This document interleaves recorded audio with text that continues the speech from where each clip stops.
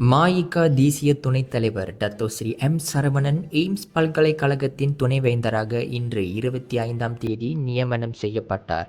கிடாவில் உள்ள எய்ம்ஸ் பல்கலைக்கழகத்தின் 15வது பட்டமளிப்பு விழா தொடங்குவதற்கு முன்னதாக பல்கலைக்கழகத்தின் வேந்தர் தான் ஸ்ரீ ச. விக்னேஸ்வரன் துணைவேந்தராக நியமன பத்திரத்தை டத்தோஸ்ரீ சரவணனிடம் ஒப்படைத்தார். இந்த நியமனம் இப்பல்கலைக்கழகத்தின் வரலாற்று சுவட்டில் ஒரு பொன்னாளாக பொறிக்கப்படும் என்றும் பாராட்டிய மஇகா தேசிய தலைவருமான தான் ஸ்ரீ விக்னேஸ்வரன், தாப்பா நாடாளுமன்ற உறுப்பினருமான டத்தோஸ்ரீ சரவணனுக்கு தம்முடைய மனமார்ந்த வாழ்த்துக்களை தெரிவித்துக் கொண்டார்.